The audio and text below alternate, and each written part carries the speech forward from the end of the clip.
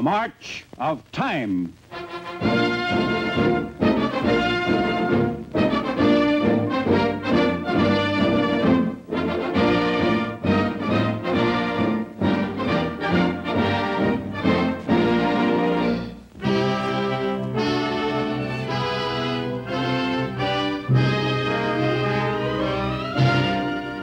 The United States today faces a complex world society in which the relative strength of ideas and ideologies can be decisive. Priding herself on a mighty public school system, America is awakening to the fact that her schools are ill-equipped for today, inadequate for the future. Millions of her children are acquiring a second-rate education. And as America's population increases, the urgency of the problem becomes overwhelming. In the last 80 years, the U.S. school population almost quadrupled itself. The years between 1947 and 1960 will show an increase of another 40%, almost 10 million children. Faced with this problem of inadequate schools and a rising population was the county of Arlington, Virginia. In 1946, Arlington citizens were all too well aware that their school system was pitifully out of date. Many a parent, believing that the schools were controlled by a tight political machine, felt that there was little chance to take an active part in improving them, for interest on the part of citizens was discouraged rather than welcome.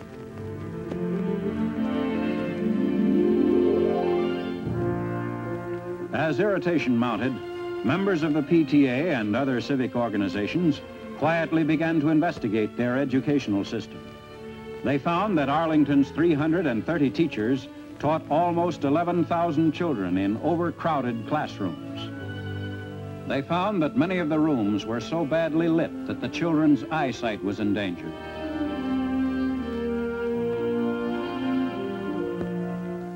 Three classes were often taught together.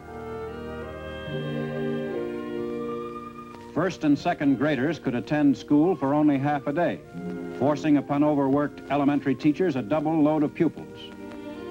Principals had to spend long hours at exacting clerical work because the school offices were understaffed. With nothing done to reassure the parents that they could expect anything better, they finally decided to act on their own. Realizing they needed information, they took themselves to nearby Washington for help.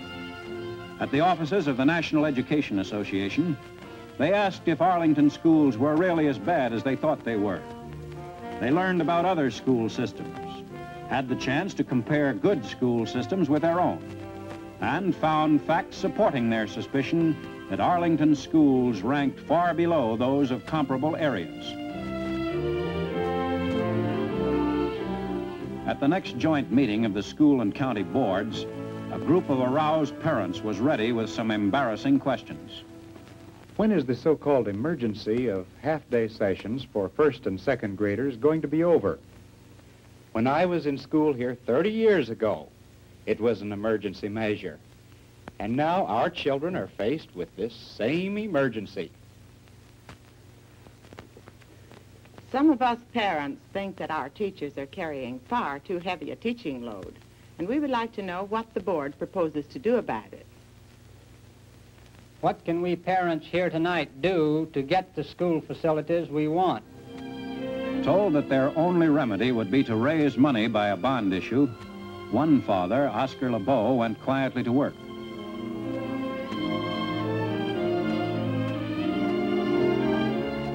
His request for volunteers to circulate a petition was passed from hand to hand, and LeBeau recruited on the spot some 20 signatures. That evening saw the start of a long, bitter fight to free Arlington schools from political control. It saw the beginning of an amateurish but determined group which, a few days later, met to form a citizens committee for school improvement with an impressive list of objectives. We, the Citizens Committee for School Improvement, have taken as our objectives the following. In the first place,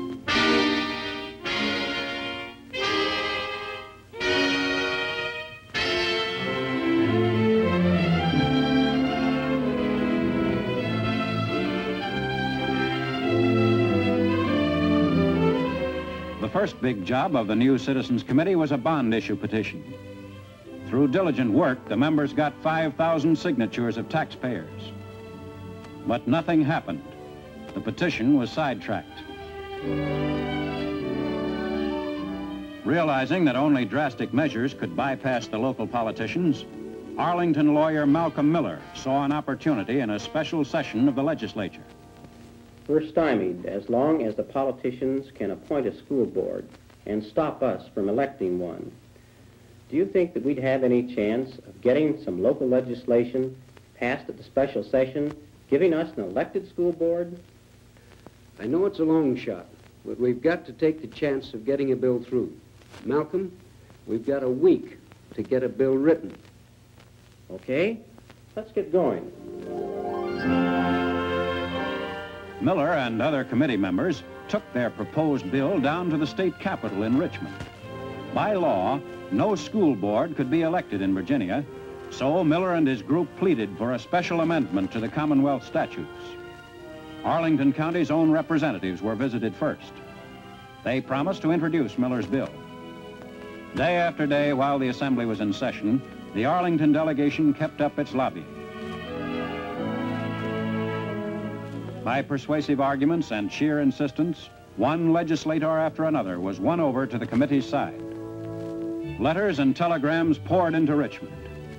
State senators and representatives were urged to vote for the amendment, which gave Arlington County the right to choose between elective or appointed boards.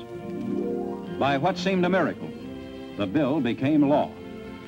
In May of 1947, with the referendum of the school election finally on the ballot, the citizens of Arlington went to the polls and won by a 2-to-1 vote the right for its citizens to choose their own board.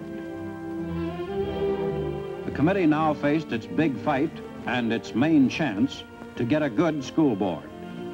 A nominating convention was held where candidates sponsored by 51 civic organizations were voted on in 7 different ballotings.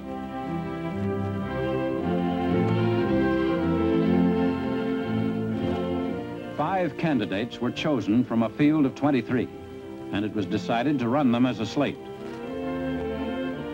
It was a big night for the Citizens Committee, as well as for the reform nominees. Over a year's hard work had gone into making that memorable convention possible.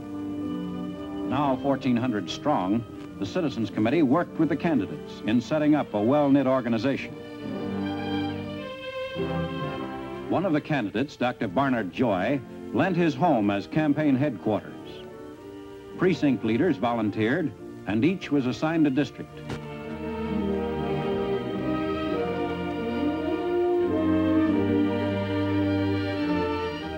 Each, in his turn, promised to recruit enough other workers so that the entire county would be thoroughly canvassed.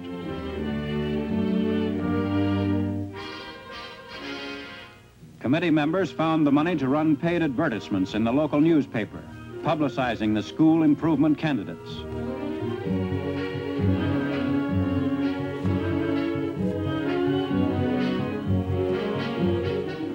Radio time on a local station was procured so that every week for a period of 2 months, the Better Schools Crusaders could hammer home to their fellow citizens how they would manage the schools if given the chance. The task of compiling the names and addresses of taxpayers and voters proved long and laborious.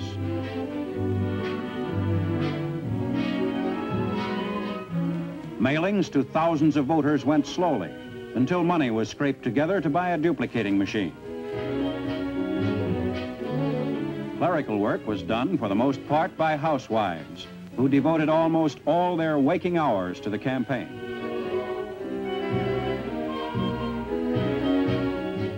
Even the children learned to help.